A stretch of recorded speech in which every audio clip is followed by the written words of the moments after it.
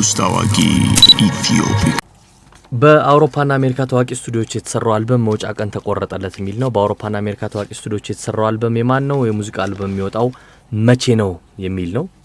ግዛቸው ወደ ሶሬ እናልፋለን። ወደ ሶሬ ከማለፋችን በፊት ግን ቅድም ታዋቂው የታሪክ ምሁር ፕሮፌሰር ሪቻርድ ፓንክረስት ቀብር ሁኔታን በተመለከተ ከኢትዮጵያ ኦርቶዶክስ ቤተክርስቲያን ጋር በተያያዘ ካገኘነው ምንጭ ዜና ገልጸን ነበረ። በትናንትናው ዕለት ከቤተክርስቲያኑ ጋር በነበረውና የቀብር አፈጻጸም ስነ ስርዓቱ በካቴድራል ይፈጸማል በሚለው አሁን ዛሬ ላይ ደግሞ የተፈጠረ አዲስ መረጃ አለ።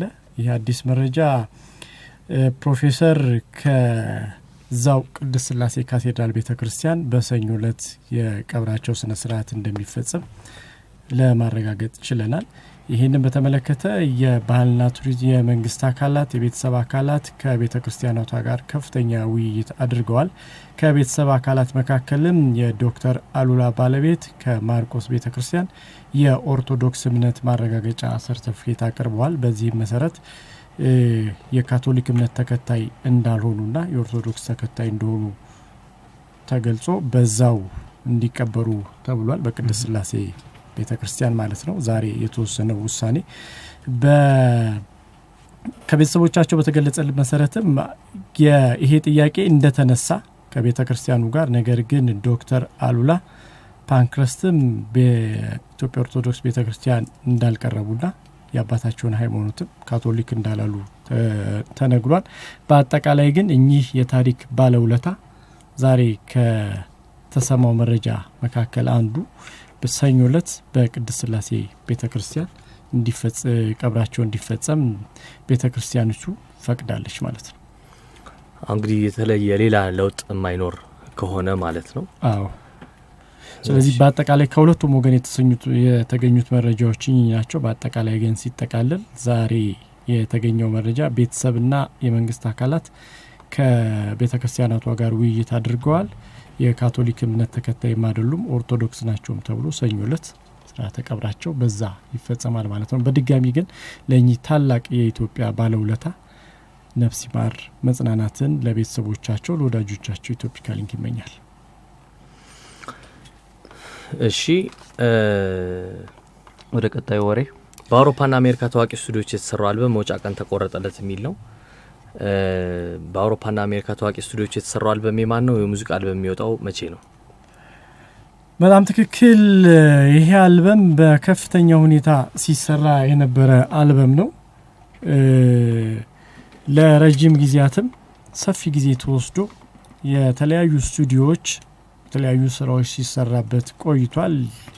አልበሙ የጃኖ ባንድ አልበም ነው። ጃኖ ባንድ በተለያዩ ጊዜ በተለያዩ ቦታዎች የሙዚቃ ኮንሰርታቸውን እያቀረቡ ከፍተኛ ተቀባይነት ከፍተኛ ተደማጭነት ያገኙ ናቸው። በተለይ በዚህ በሮክ ስልት ትልቅ ለውጥ ያመጡ ሙዚቀኞች ናቸው። እነዚህ ሙዚቀኞች የመጀመሪያ አልበማቸውን ከ6 ዓመት በፊት ካወጡ በኋላ አሁን ቁጥር 2 አልበማቸውን እየሰሩ ይገኛሉ።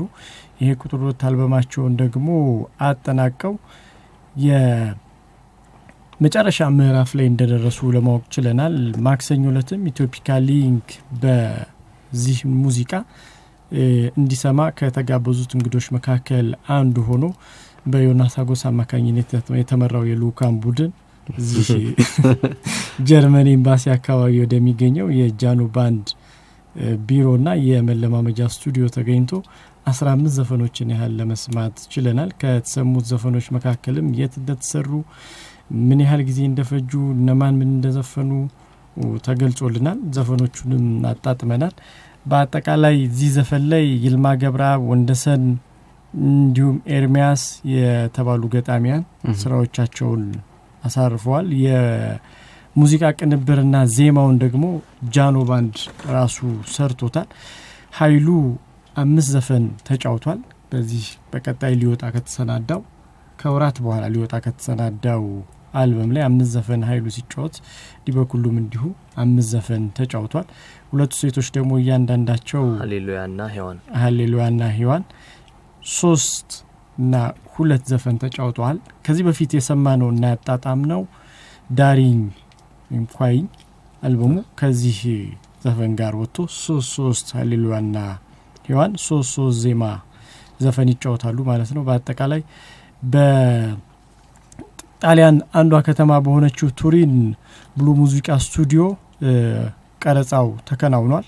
የመጨረሻ የማስተሪንግ ስራውን ደግሞ ሎስ አንጀለስ ሉርሰን ስቱዲዮ የተሰራ ነው። የዚህ የማስተሪንግ ስራው ከ10 ቀናት በኋላ ጃኖ ባንድ እጅ ላይ እንደሚደርስም ተገልጾልናል።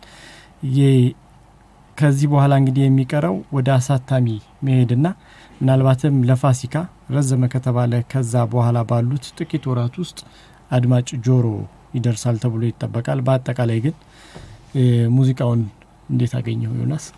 በጣም ቆንጆ አልበም ነው። እዛም የተሰማንን ተናግረናል። እዚህም እንግዲህ በድጋሚ ለመናገር በጣም አሪፍ ነው የሰማነው ሁሉ እስኪወጣም ጓጉተናል። በእርግጠኝነት ደግሞ የሙዚቃ አፍቃሪያን ይወዱታል ሁለተኛውን የጃኖ ባንድ አልበም። ስለዚህ ከጥቂት ሳምንታት በኋላ እንሰማዋለን፣ ከጥቂት ወራት በኋላ። በጣም ትክክል። ለፋሲካ ይደርሳል ተብሎ ስራዎች እየተሰሩ ነው። ምናልባት ግን ለፋሲካ ካልደረሰ በዚህ አመት ላይ የኢትዮጵያን አድማጮች እና የጃኖ ሙዚቃ አድናቂዎች ጆሮ ይደርሳል ተብሎ እየተጠበቀ ነው። በጣም ጥሩ።